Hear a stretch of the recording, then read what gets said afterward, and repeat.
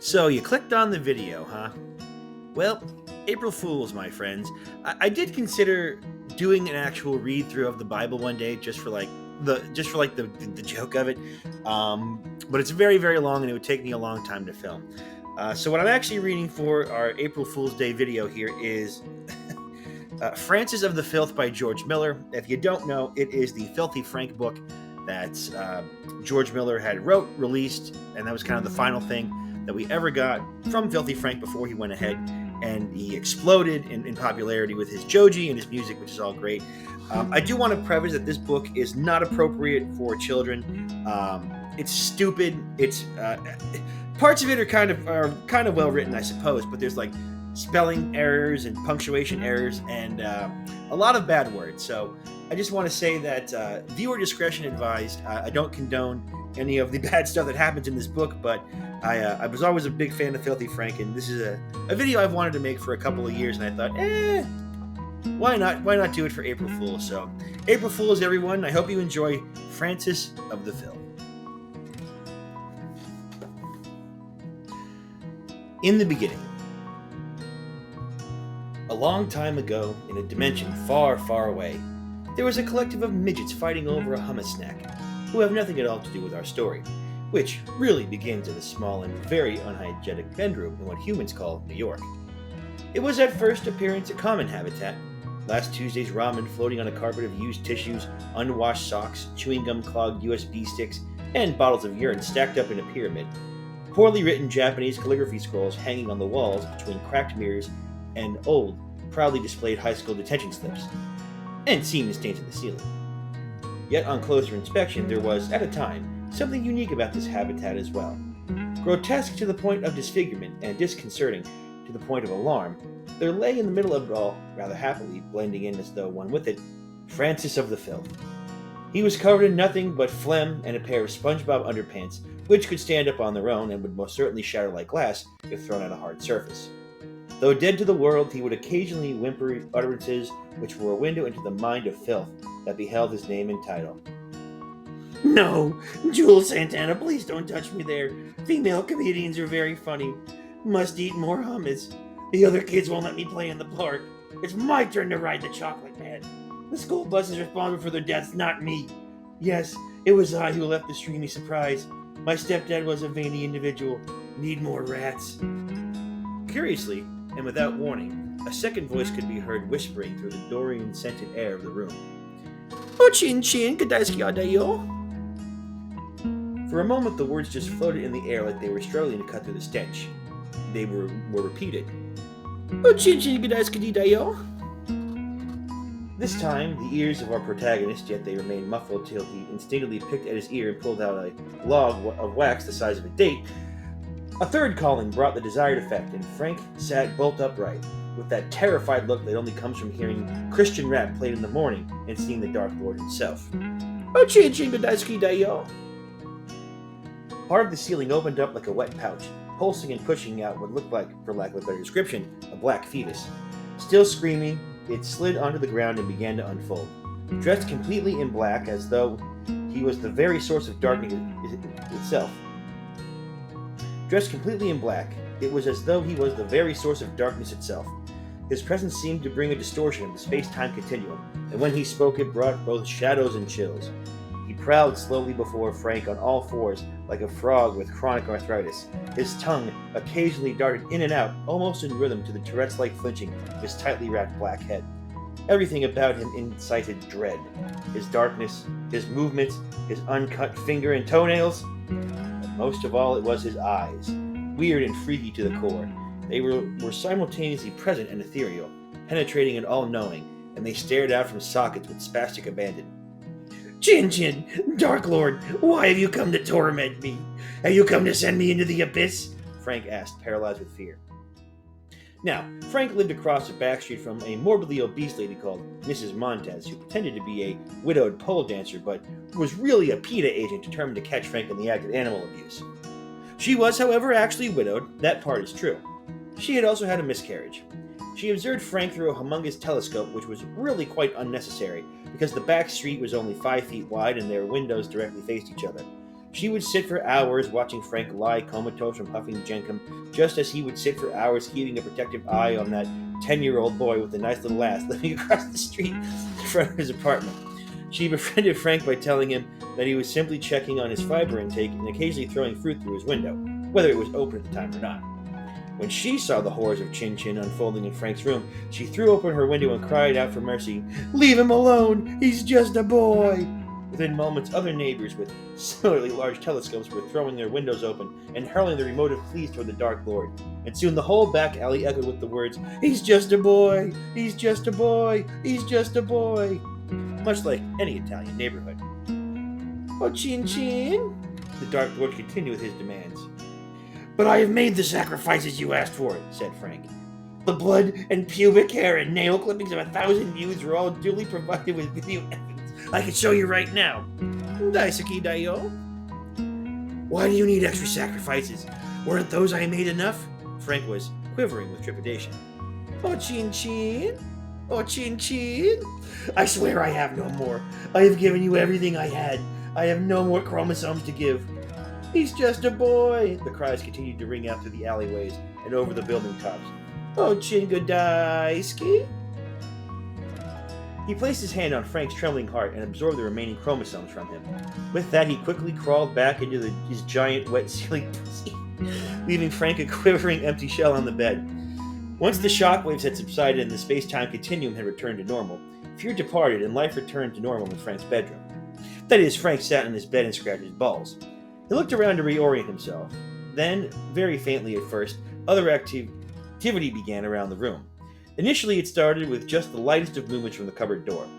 It budged just a fraction, and then a fraction more. Then it peeped ajar. Finally, the door swung open, and out jumped a semi-naked little runt carrying some rosary beads. "Alpha Centurion!" Frank exclaimed. "Good to see you, my friend. Thanks for all the support a minute ago when Chin Chin was here." He waddled over to Frank and sat in the bed beside him. "Good to see you too, Frank. Fucking tool. Good thing I wasn't here a minute ago when the Dark Lord was here, or I would have snapped his dick in two. I would have pounded those creepy black eyes of his all the way back of his head. I would have reached into his chest, pulled out his still-beating heart, and held it up to his face so he could see how black it is." "Alpha Centurion, what are you talking about? I saw you hiding in the cupboard. Also, you owe me money. You came up short." The clock on the wall suddenly opened, and from it, a tiny, wrinkled human stuck his head out and said, "That was a great joke, Frank. 7 out of 10. They aggressively winked at each other. The little guy returned back into the clock, never to be heard from again. Before the runt could respond, the bedroom opened, and the sound of disabled grunts, and in hopped a demented-looking guy, pink, from head to toe. "Pink guy! It's you! You're here too? You made it! You just missed all the action, by the way. You're a pussy too, you know that? You and Alpha Centurion are both a couple of pussies, leaving me to face Chin Chin all on my own. It was pretty scary for a while there."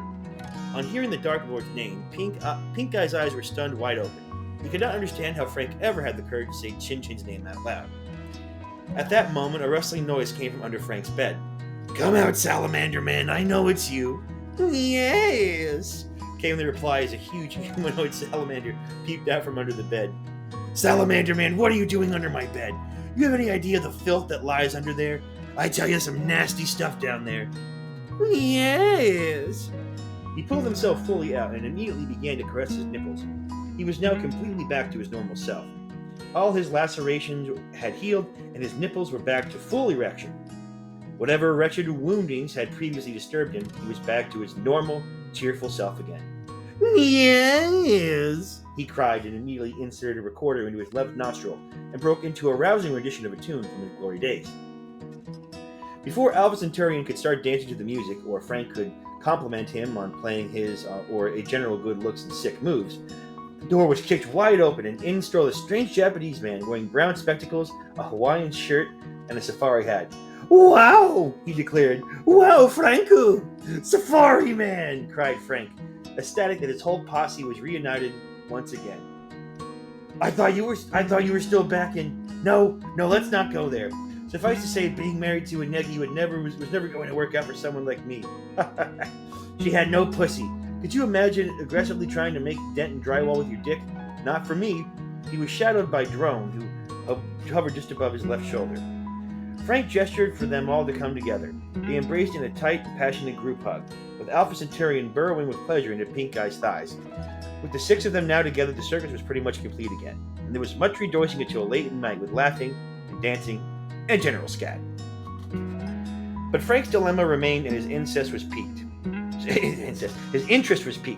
He was still capable of multiplying his chromosomes and was still greatly troubled by this. Not merely the capability, but the resonating behind it. Why would any god want to see the multiplication of his chromosomes and no one else's? Why had Chin-Chin, the all-powerful god, chosen him? Why was Frank so verbally and sexually aggressive all the time? He was no closer to finding out why. There had to be more. Beyond the Peace Lords, there had to be an ultimate god. Frank was more determined now than ever before to find him, confront him, and demand the answers to his questions. And so his quest became all-consuming. But this is by no means where it had begun. Chapter 2.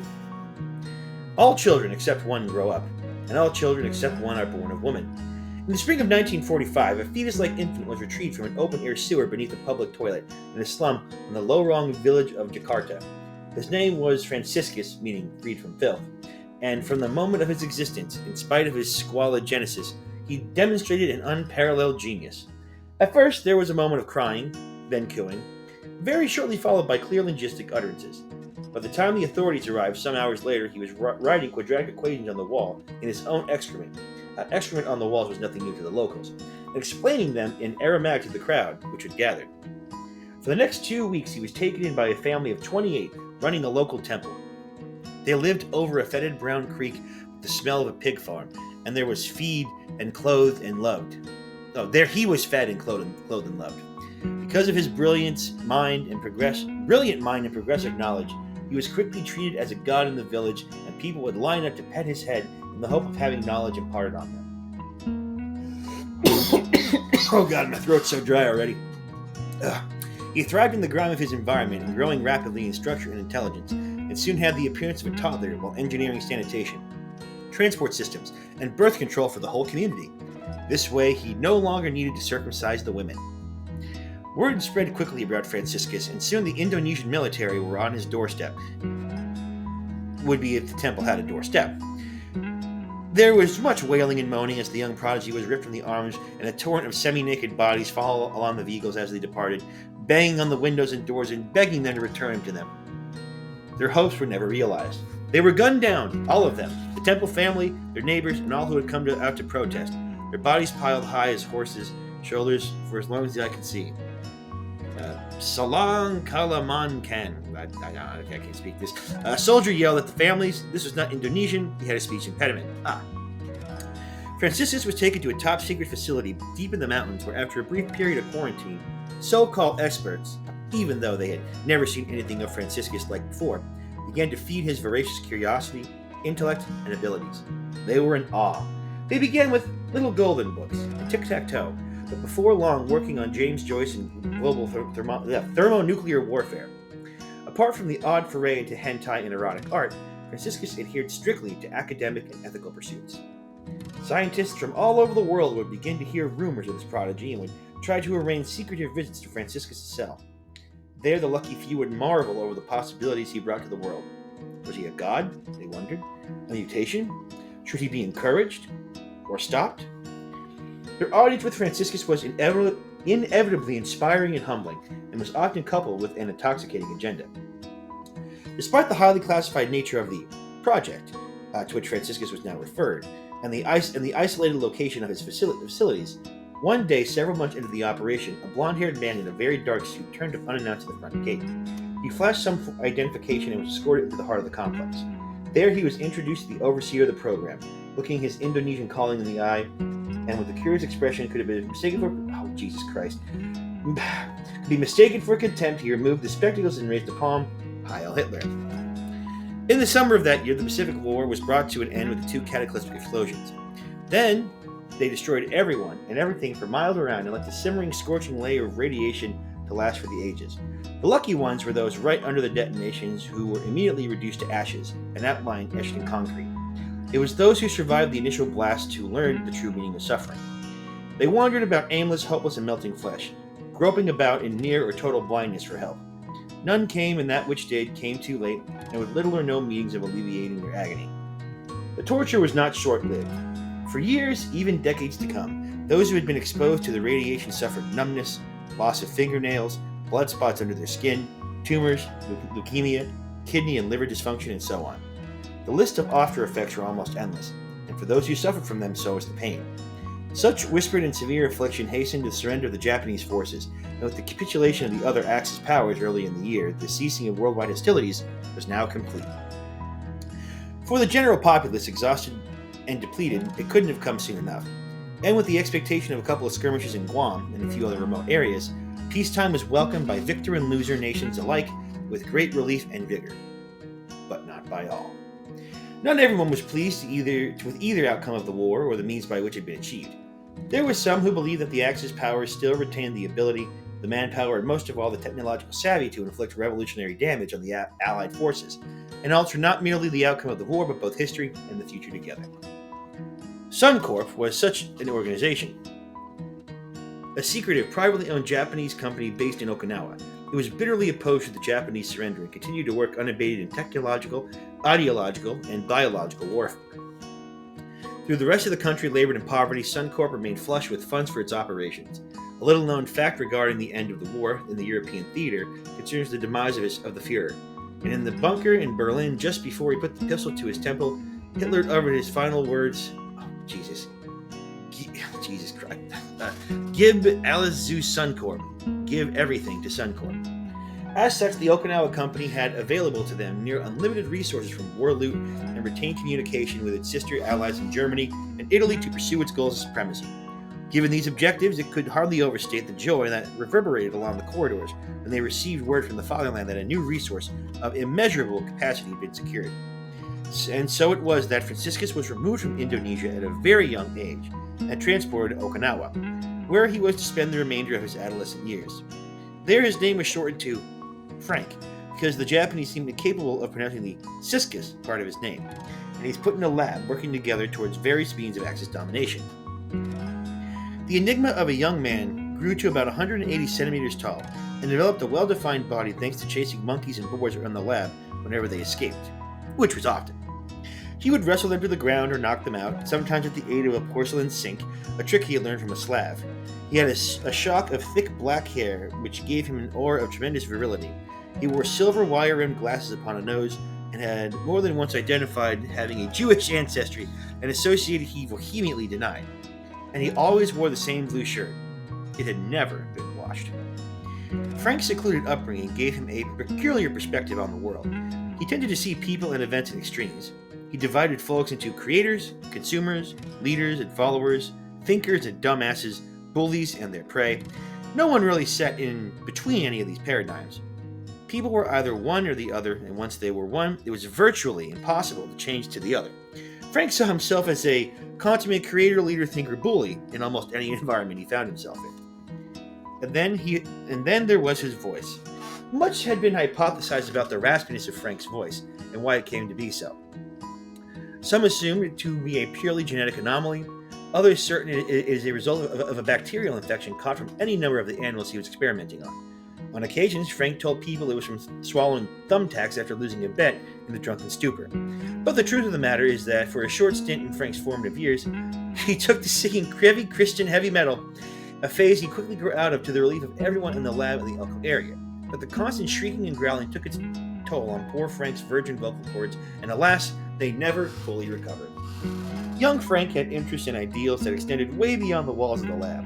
He was fascinated with midgets and aliens and black people in Paris. He found the unusual dialects in the Congo, Peru, and the bowels of Southeast Asia to be of particular interest. Rap and opera filled his musical library. And he developed a particular distaste for non-Japanese who attempted to infiltrate Japanese society, professing a knowledge of the culture whilst demonstrating a profound ignorance of it. There are many artisans, thinkers, musicians, and poets who inspired him, but none more so than Schrödinger and some guy named Mozart, who down the line will become the ancestor of Fred Durst. Biologically speaking, Frank himself was, it turned out, an even more mysterious figure than his filthy origins would suggest. Though dredged up from an Indonesian sewer, DNA testing revealed he was primarily of Japanese and German extraction. This explains some inherent traits in Frank, like his insatiable appetite for takoyaki, suddenly bowing, and a perchant of Raito Taiso earlier in the morning. On the kraut side, Frank would immerse himself in bratwurst diets for weeks on end, find some relief in listening to records of the Papa bands of Munich, and was without any sense of humor. Yet there were other genetic markers in his DNA that were unidentifiable, and it was these which stated the rumors and fear amongst his colleagues in the lab. There was only one man that Frank answered to in the lab, and that was Tsubasa Honda. Honda was a graduate from Tokyo University who excelled in bioengineering. He originally joined the Imperial Army because, nurturing the psychopath within, he wanted to create bioweapons to see what happens with them. A quietly spoken man, he was once well-built, yet now rather rotund, as he approached middle age. He almost became a professional baseball player before the war, primarily because smashing things with a bat was a marvelous release for someone who was otherwise extremely reserved. Oh God, I'm dying. Ugh, Jesus. Yet he quit baseball at the last minute because he didn't want to give in to the dirty American tradition. When the war came to its fireball end, Honda was offered a job at Suncorp, a position he received with enthusiasm and gratitude as, philosophically, it involved continuing service to the Emperor, and in practical terms, it involved destroying things. His relationship with Frank was simple. In awe of Frank's genius and his moral failures, his job was to leave Frank alone to do the work that he had been specifically employed to do, and to question neither the Germans nor the Japanese board of Suncorp about it. In that sense, Honda was the perfect supervisor for Frank. Loyal, yet without ethics. Nationalistic, yet without any sense of restraint. And brilliant without any desire to use it for the greater good. There were 15 other employees in the lab to clean and to perform mundane duties, but to Frank, they were all faceless drudges, as boring as a feminist at a dinner party and about as funny as a fart in church. Yet there was one presence in the facility that stood out to Frank, and who became very nearly the sole focus of his attention. His name was Ichiro. Ichiro mattered, not in the sense that he was important or intelligent or helpful.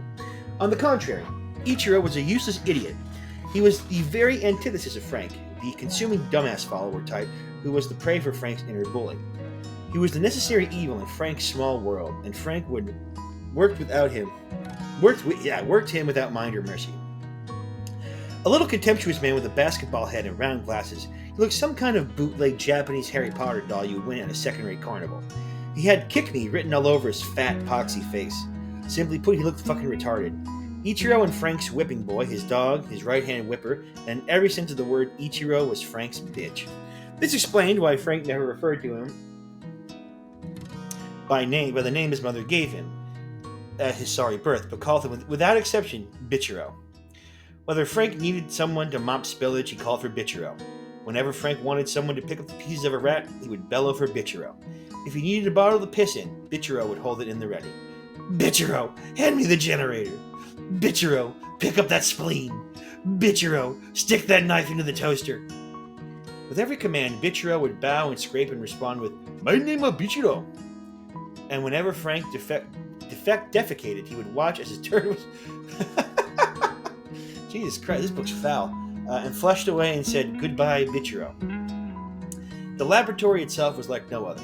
A perfectly square gray building. It looked like a run-down Japanese public school. There was nothing in its design to please or inspire, save for the few palm trees which grew on the boundaries of the property.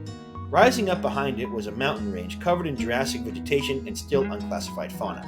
It teemed with monkeys, boar, habu snakes, yet most of its national resources remained undiscovered. The building contained 3 floors, with the top floor at the treetop heights. Vines and other vegetation ran along outside of the wall in the lab, weaving in and out of the windows until ventilation systems which no longer worked. The sultry air was a perfect incubator for all this foliage and a common source of fatigue amongst the employees on any given afternoon. The top floor was all Frank's, and he was given unfettered access to these complete tasks. It contained line after line of computers and various other equipment, most of which no one other than Frank knew how to operate. But Frank, with an intellect that itself was fastly approaching singularity, ran them all with ease and with distinction. His preferred fields of research were diverse, including bacteriology, horology, pharmacology, biochemistry, cosmology, endocrinology, spectroscopy, hematology, mycology, and of course, gelotology. But if there were a pet area of research and design that meant more to Frank than any other, it radiobiology. That is, the study action of ionizing radiation on living things. As such, the lab was strewn with cages containing or which contained animals of all sizes and kinds. Primates, birds, reptiles, amphibians, insects were all loved equally for their willingness to serve a greater good. Presently, a small newt sat gingerly in the corner of a clear container, occasionally looking up at Frank as its god, and scratching its chest. And then there were the rats. Frank hated rats with a passion, and found a great pleasure in reserving his most terrifying experiments for them. Some moved about it in their confidence without knowing concern, while others were no longer able to, and some were no more than organs or appendages on the table. On more than one occasion, Frank would tie a rat to 3 or 4 pigeons, then release them to the skies. The pigeons would fly off in different directions, tugging the rat back and forth in midair. The rat would be writhing and screaming, the birds would be scared to death of the noise, and the rat was making and fly even harder, which made the rat scream for each fever pitch, and so the circus would go on until it came to a grisly demise. Frank would just shrug and chuckle. These episodes marked the beginning. Indeed, the socially repressive lab life began to take its toll on Frank. He would drink copious amounts of beer, then abuse animals in the lab for what he claimed was a node. He would disappear for hours on end in the evenings to go to dog fights, cockfights, bullfights, and midget boxing. He would drunkenly harass the hookers in the red light district, yelling, "I got Molly, I got White," and gang, I can't say that one. I can't say that one. Free my homie Gua. I'm sorry, I can't say that one. You know, there's a one word in this book that I can't say, and I'm not gonna say it. Guap. While being dragged away by the police and their off-base military. In short, while Frank was a genius and a biological phenomena, his environment was making him filthy. Yet the greater change was from within. Frank had been pouring his heart and soul into rabid biology, and all the while unwittingly he poured radiobiology into his genetic vulnerabilities. The interaction of radiation on the unknown genetic markers in Frank's DNA brought about changes which Frank could never have imagined. Dark changes, menacing changes, changes that reached far further than Frank could ever have imagined. At first it was just aches and pains. Then his urine turned orange and he began to have hallucinations. Sometimes happy, sometimes terrible, always weird. Aware of these changes, Frank decided to secretly test himself, certain that he now had some forms of cancer. It was not without fear of them that he lay the syringe on the table, sterilizing his arm with a swab of alcohol, and slapped his skin to bring up the veins, or finding the best one, he slipped the needle in and watched the red essence fill the test tube. He filled a second just in case. Before the blood in his arm had dried, he had a sample mixed with testing solutions and placed under a microscope. There, to his horror, he watched nucleic acids behave in a way he'd never seen before. They were wriggling, writhing, and then pulling apart as though in self-rejection before completely splitting down the middle, a process which appeared to be repeating ad infinitum. This discovery made cancer look like the common cold. With cancer, the cells multiply uncontrollably. With Frank, his chromosomes were now multiplying uncontrollably. He was, in effect, becoming an entirely new species. He continued to look into the eyepiece, wondering, hoping there was another hallucination. He called for his little rodent friend over to confirm the findings. "Bichero, get over here!" He was in front of Frank immediately. "Look into the microscope and tell me what you see." "My name is Bichero." "Well, what do you see? Don't hold back, tell me everything." The simpleton began to sweat and looked decidedly nervous. My name is Bichero." "So, you see it too?" Frank asked. "You see the chromosomes multiplying." Bichero could no longer control his batter. "My name is Bichero! My name is Bichero!" Frank turned away in distress for a moment, then looked back to his underling and held out a stern finger. "No one hears about this, Bichero, you got that? No one is to know. My name is Bichero. If anyone at all gets wind of this, I will stew you up and serve you with fries while you're still breathing. My name is Bichero. What are you doing here? Piss off!" The weasel scampered off with one last, "My name is Bichero." Frank diligently took samplings of every morning and evening and kept daily notes of the progress of his condition. What he failed to do, however, primarily because he just didn't care, was test Bichero, who had also been regularly exposed to the uranium. "Bichero, bring me the sea cucumber," he called to him one fine morning. "My name, Bichero." Frank looked at his little dolt as he had held the dripping dripping enchinoderm in his trembling hands. Bichero looked different this morning. He had an aura of great patheticness, greater nervousness, and as though he was expecting to be beaten far greater than he'd ever have been beaten before. Frank enjoyed this normally. My name of... What? Spit it out, boy, Frank said. My name... What in the name of scat is wrong with you? My name of... And before he could get any more out, his head jerked back in such a violent manner, the crack in his neck could be heard down on the second floor. With the sound like a branch of a tree breaking, his jaw and mouth ripped apart with such incredible force that the crown of his head began to split open. There was a momentary resistance before Bichero's entire body, from his head down to the base of his torso, ripped in two, and a new, naked, and slimy Bichero emerged. Slithering out was now a crumpled carcass lying on the floor. Said Frank. Cool! Then he turned to continue his own testing. My name is Bichero, said this Bichero, identical to the previous one, though still covered in thick slime. Yeah, I know, said Frank. Now piss off! This metamorphosis was not a singular event. In fact, Bichero fast fell into the natural routine of excruciating death and slimy rebirth once a week or so, and Frank, more amused than concerned in any way at all, would take this fastidious note each time it happened. His concern remained more for himself. He knew that Bichero was changing, and the only difference was that nobody cared about Bichero. Frank would tell him to hurry, clean up the mess he had made on the floor, and to incinerate the putrid carcass that he always left behind. Chapter 3. All happy families are alike. Each unhappy family is unhappy in its own way. Frank was beginning to get very tired of sitting by his assistant in the lab and having nothing particular to do other than radiobiology experiments. Once or twice he had peeped into his journals, or those of others, but nothing much took his interest or shook his world. He kept a small, ancient wireless on one of the window sills of the third floor. He loved the juxtaposition of such a crackly old piece of equipment having a place amidst the hum of all the latest technology. The weather report sputtered to life in the fading afternoon light as Frank turned the volume up. Typhoon, he heard. Massive, with wind, rain, and tsunami warnings. This would explain the cool gusts which he'd started to blow, and the metallic smell of imminent rain. Frank looked to the open window at all the foliage. He would be grateful for the downpour if it was about to receive. The jungle behind the lab fell into an eerie silence, literally the calm before the storm. As all the animals burrowed their way into holes and crevices and knots and cracks, behavior not unlike Frank's, sirens from the military bases began to wail in the distance as if to herald some ominous calamity. There was actually truer than most would realize. Frank woke up the next morning, badly hungover after a harrowing night of tempest. The typhoon had fully passed, leaving a whisper, quiet and sunny dawn. Groaning, he slowly sat up to recollect the previous night's antics before the tranquility was shattered by the rumble of vehicles approaching the compound. He squinted through the slats of the blind as a beam of light shot through. He adjusted his eyes to see 4 large army jeeps and a tank pull up in front of the lab. Even from the third floor, he could hear the thumping on the door. Who the fuck is in charge, and do any of you Japs speak English here? At that moment, Honda ran through the lab door and looked at Frank alarmingly. I do not speak English, he said with beads of sweat growing above his eyes. I need you to take care of this. Gathering his thoughts, Frank nodded and made a dismissive waving gesture at Honda, implying that he would handle it. The banging on the door got louder as he trotted down the concrete stairs. Frank opened the door to see Sergeant Benson, a large man with a beer gut and a piggish face, staring at him.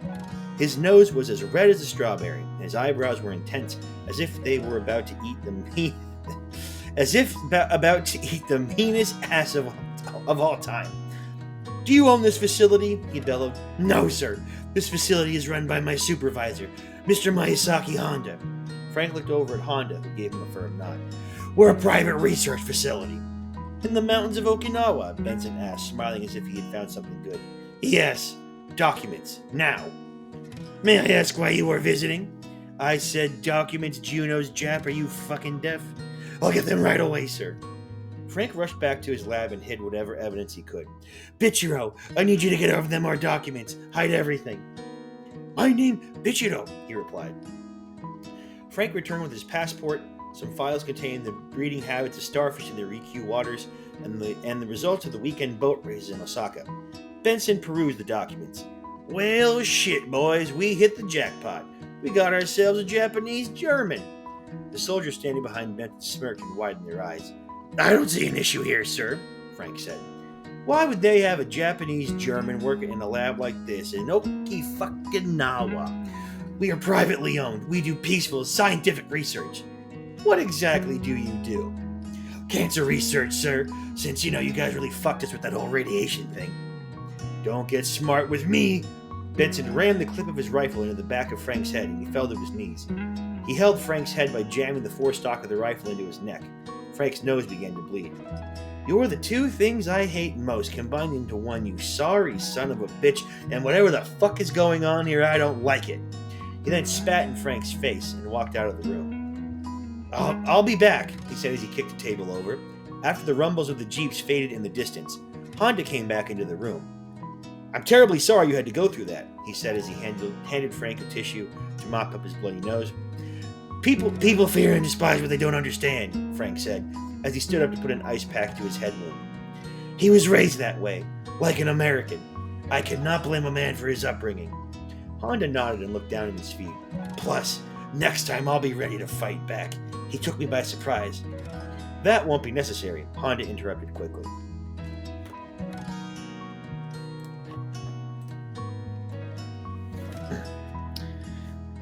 Benson will do whatever he can to have this place shut down. If you show weakness and fight back, he can cancel all operations here for unruly conduct. We are a private company, after all. We would hate to see all of our findings, not to mention your talents, go to waste.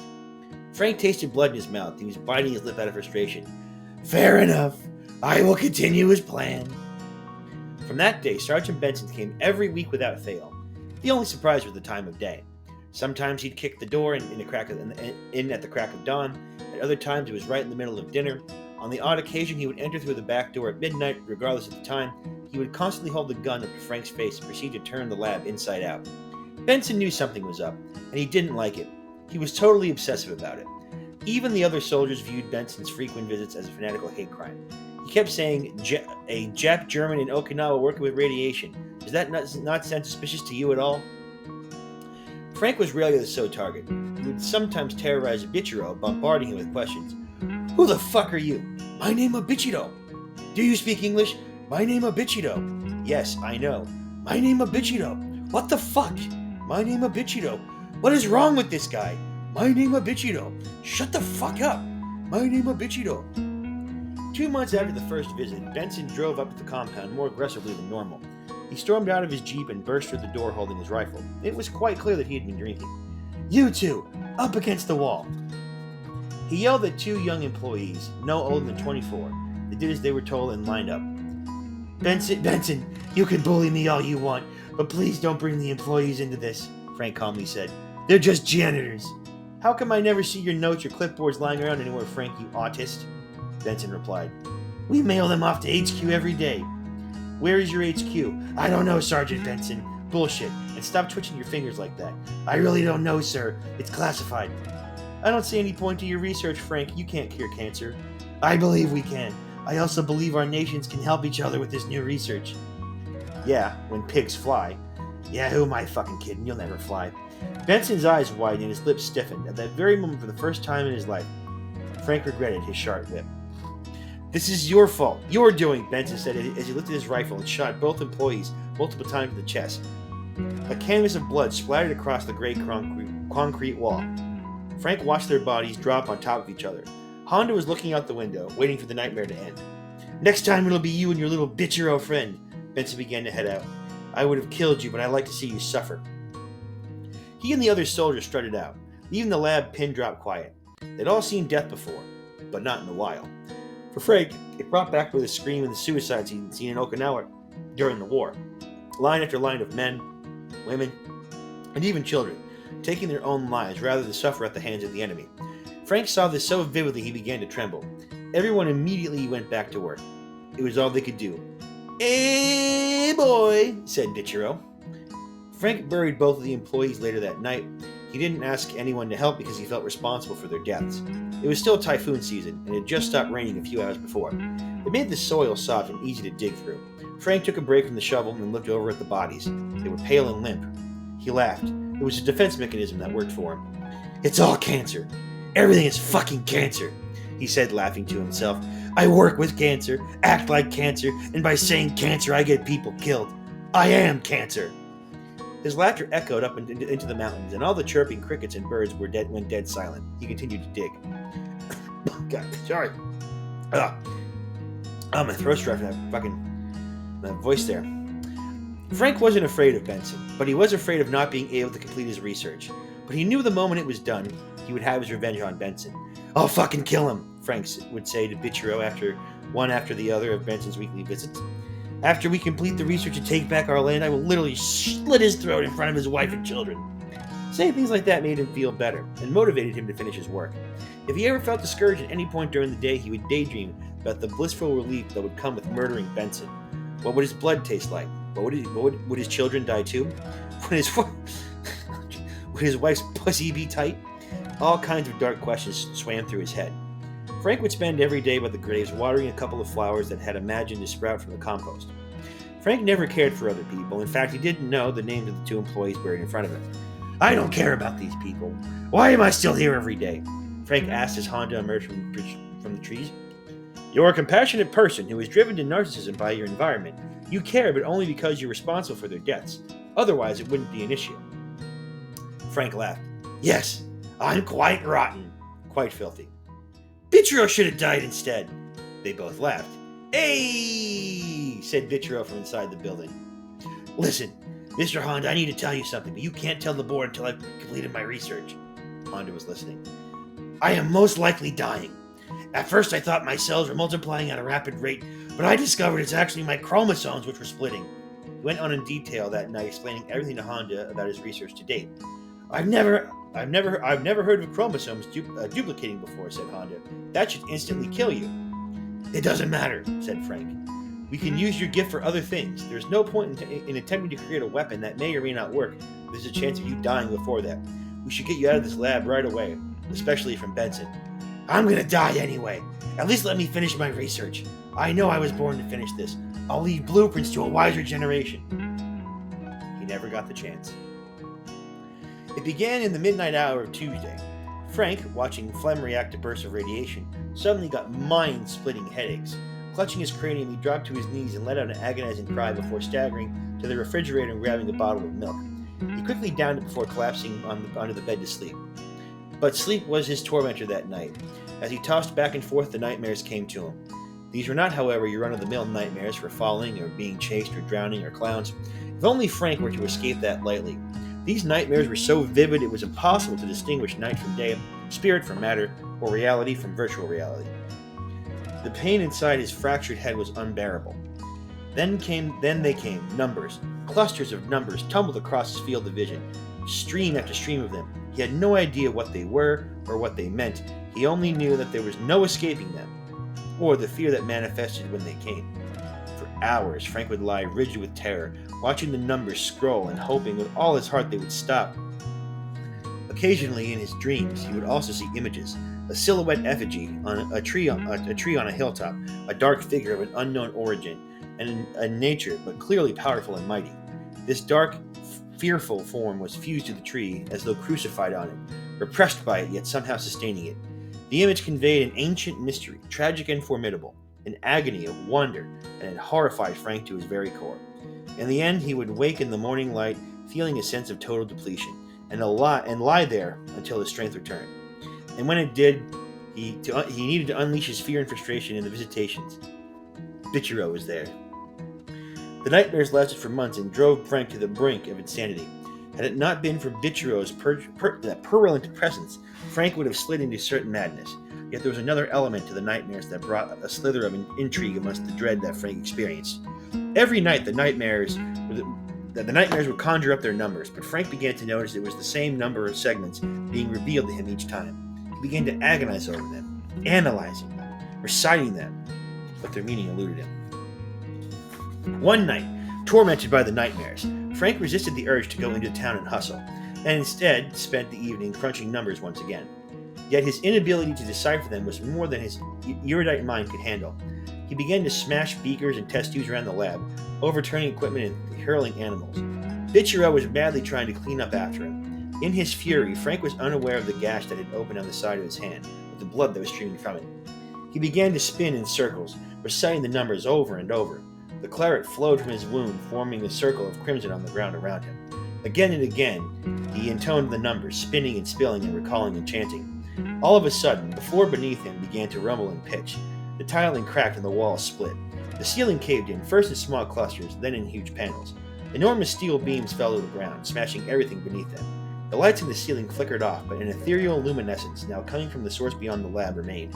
A violent shaking and a howling wind, followed from which deep chasms opened up all around him, and the equipment, the lab animals, the flooring crumbled away. The very foundations of the facility became brittle and started to break, dropping away into the darkness below. The noise which accompanied all this was thunderous, shattering eardrums and arresting hearts as though a trumpet heralding an apocalypse. The world as they had known it ceased to be, exterminated in seconds. Ichiro clung to his life, to an ultra-centrifuge that stubbornly held the Frank's central workstation. "My name is Bichiro! My name is Bichiro!" he screamed with wild eyes. Nothing remained in the lab but the circle flooring that Frank was standing on, still encrusted in crimson that was fast fragmenting under his feet. Everything then fell away completely into infernal suffering. A thick, soupy darkness surrounded him, and deformed hands, aged and tormented, reached up from it. Grabbing and pulling voices called in falsetto screams and guttural moans, begging for release and salvation. The awful cacophony of destruction had subsided, leaving an eerie sound vacuum which amplified the cries of the tormented souls. A chilly wind blew. The contorted limbs and distorted heads and their unhinged jaws, stitched up eyes and melting flesh were of human and beastly forms, their only fellowship being in their writhing and their agony. Again and again they desperately reached up, flinching and twitching in rage and wretchedness. Plumes of toxic odors, acidic and pungent to the very back of the throat, wafted up in ever greater dispersions.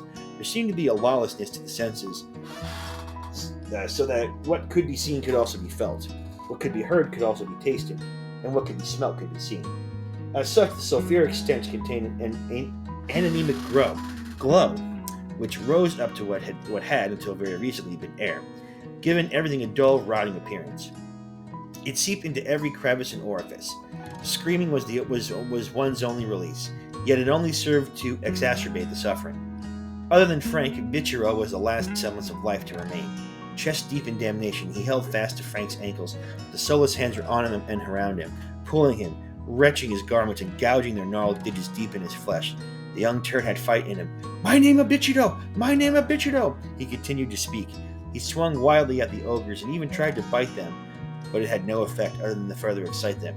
In the end, their appendages entered his ears, his mouth and his eyes with one final shake of his leg. Frank flicked him off into the abyss for good. He fell into the darkness with a final blood-curdling, "My name is Bichiro!" An overriding sense of misery extinguished any remaining flicker of hope or reprieve for Frank. He looked up into the portal that was opening above him, a circle of ominous light in no way inviting and invoking terror, almost equal of that of the blackness beneath him. He feared for his life to enter the gateway, but the overriding dread of the engulfing abyss below, with its fill of destitute souls and screaming remorse, left him with no choice. He would go in. He raised his palms and ceased to resist. Habere eum viam vestrum, he said. And then he was gone. Alright, so that's about enough as I could stomach doing this in one sitting here. I miss Filthy Frank. Obviously, the world is, if Filthy Frank continued to make videos, he probably would have gone down in quality, and you probably still wouldn't remember him as fondly, but, there's an importance of Filthy Frank when it comes to the history of the internet, and of course, the history of YouTube as well. I believe the book is still available. I think you can still get the book on Amazon if you want to enjoy the monstrosity for yourself. Like I said, I mean, it's, it has that charm. Like, it's very clearly written by George, and I don't know. I feel at the time, a lot of, and myself included, I think a lot of folks were like, "Oh, the dude's selling out. He's writing a book," but it was kind of a way to go ahead and end the whole Filthy Frank saga, the Filthy Frank lore, if you want to even go ahead and call it that. I don't regret it. The book, it's what you expect. It's what you expect. So again, my apologies for any bad words here, but that's what it was for the time. So, yeah. happy April Fools, everyone. Hope you have a good day. Hope you enjoyed this this unedited, just rambling reading of this book. And yeah, happy April Fools, everybody.